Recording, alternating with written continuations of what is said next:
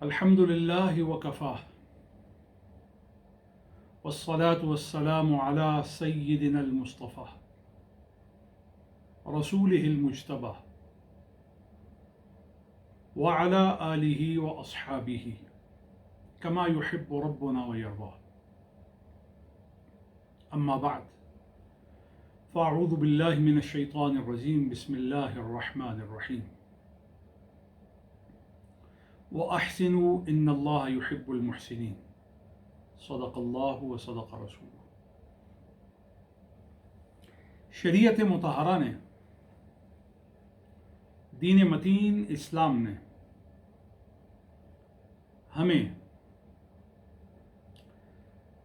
احسان کی، عمدگی کی، عمدہ گفتگو کی، عمدہ طرز عمل کی، عمدہ سلوک کی، عمدہ معاملات کی، عمدہ معمولات کی، عمدہ رویوں کی تعلیم فرمائی ہے. اور اس عمدگی کا نتیجہ کیا ہے؟ ان اللہ یحب المحسنین.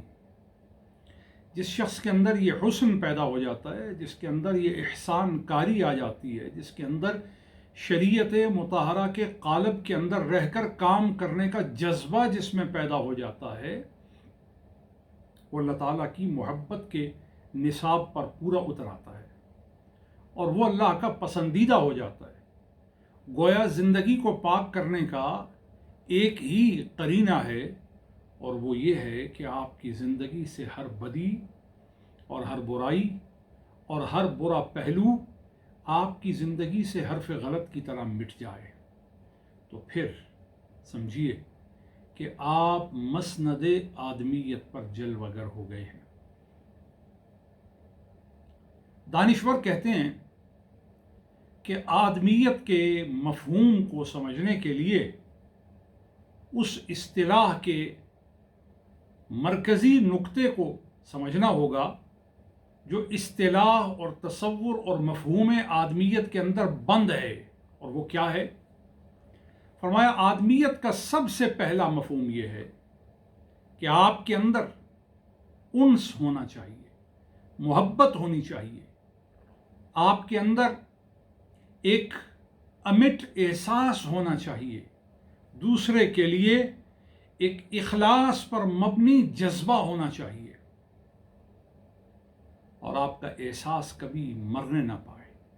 کیونکہ جس زندہ انسان سے احساس ذمہ داری مٹ جاتا ہے، مر جاتا ہے، ختم ہو جاتا ہے، کالعدم ہو جاتا ہے، وہ چلتی پھرتی لاش ہے. لہذا آدمیت کا سب سے پہلا تصور انس سے اور احساس سے جنم لیتا ہے.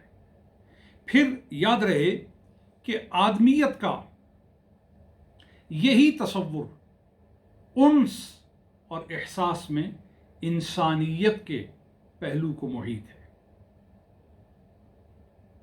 اس کے اندر انسانیت کا پہلو بہر رنگ کمال موجود ہونا چاہیے. اور صوفیاء نے فرمایا ہے کہ جس میں انسانیت کا پہلو برنگ کمال بالتفوق موجود ہوگا اور پیورٹی کے ساتھ ہوگا، ترجیح کے ساتھ ہوگا، اس کے اندر درد دل ہوگا. یہ درد دل وہ جوہر ہے جو انسان کو امتیازی کرتا ہے، جو انسان کو انفرادی بناتا ہے، جو انسان کے اندر کمالات پیدا کرنے کی جو خوبی ہے اس کو نکھارتا ہے. تو انسانیت بہت ضروری ہے. اسی لیے اسلام دین انسانیت ہے. اسی لیے سنت مصطفیٰ انسانیت کے لیے معراج کی ضمانت ہے. یعنی یہ اس عروج کی طرف لے کے جاتی ہے سنت جس کو اختیار کرنے کے بعد آپ کی زندگی میں کوئی قبح نہیں رہتی، کوئی برائی نہیں رہتی، کوئی مذمت کے لائق چیز نہیں رہتی. اور پھر تیسری بات یہ ہے کہ آپ کی آدمیت اس وقت ترقی کرتی ہے جب آپ کے اندر حسن اخلاق آ جاتے ہیں. اور یہ حسن اخلاق اس وقت آتے ہیں جب آپ کسی کا دل نہیں توڑتے. جائز جب آپ کسی کے جذبات کا خیال رکھتے ہیں، جائز۔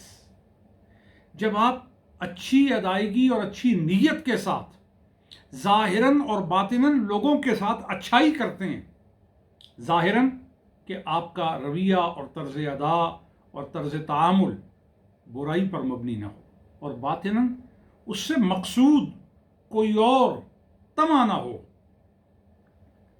اسے خوش اخلاقی سے تعبیر کیا گیا ہے۔ ہمیں ضرورت اس بات کی ہے کہ ہم اس کو سمجھیں اور اس کے لیے کوشاں ہوں۔ اللہ میرا اور آپ کا حامی و ناصر ہو۔